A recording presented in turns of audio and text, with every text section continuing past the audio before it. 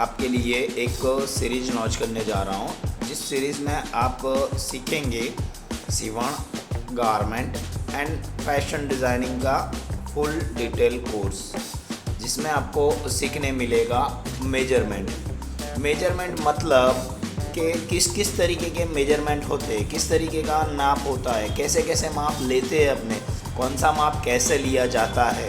उसमें कई तरीके के मेजरमेंट आएंगे, जैसे कैप बनानी है, सलवार बनानी है, सूट बनाना है, ब्लेज़र बनाना है, कोट बनाना है, शेरवानी बनानी, मतलब जो चीज़ें आपको बनानी है वो हर चीज़ आपको यहाँ सीखने मिलेगी। उसके बाद आएगा ड्रैपिंग। तो ड्रैपिंग किस किस तरीके की होती है, किस तरीके का आप ड्रैपिंग कर पाते हो, किस तरीके का ड्रैपिंग होगा, कैसे होगा, वो हर तरीके का ड्रैपिंग आपको डिटेल में सीखने मिल जाएगा। इसके बाद आप सीखेंगे इसमें कटिंग। तो कटिंग सेक्शन में आप सीखेंगे शर्ट कैसे कटता है, पैंट कैसे कटती है, ड्रेस कैसे कटता है, पजामा कैसे कटता है, ब्लेज़र कैसे कटता है, शूट कैसे कटता है, सफारी कैसे कटती है, मतलब सारी चीज़ें एक मैं आपको ऐसा ब्लॉग सिखाऊंगा इस सीरीज़ में, धीरे से जीरो से आपको सिखाना चालू करूंगा, जिसमें आपको डिटेल में समझ में आएगा कि किस किस प्रकार की कटिंग होती है और किस तरीके से वो होती है। वो धीरे धीरे अपने क्लास में सीखते जाएंगे। उसके बाद आता है स्टिचिंग।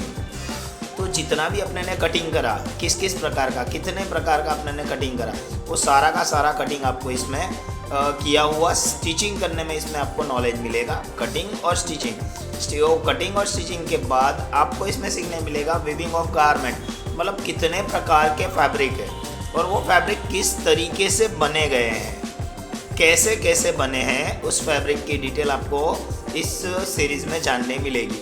उसके बाद सिलेक्शन ऑफ गारमेंट। कई जगह अपने जाते हैं, कुछ खरीदते हैं और ख़रीदने के लिए देखते हैं क्या है, क्या ले लिया, क्या नहीं ले लिया। घर पे आने के बाद पता चलता है धोने के बाद कि भी नहीं मज़ा आई, देखने में अच्छा लगता है। तो सिलेक्शन ऑफ गारमेंट में अपने ये सीखेंगे कौन सी गारमेंट अपने को सिलेक्ट करनी चाहिए, कौन सी नहीं करनी चाहिए।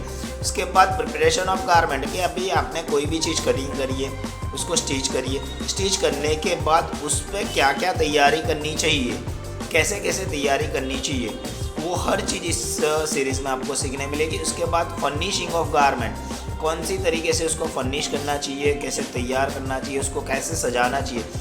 दोस्तों आपको पता है कोई भी चीज़ जितनी सुशोभित की हुई होती है, जितनी सजाई हुई होती है, उतनी अच्छी लगती है। तो मैं वही चीज़ आपको सिखाऊंगा, समझाऊंगा कि किस किस तरीके से अपने इसको सजाएंगे, सुशोभित करेंगे।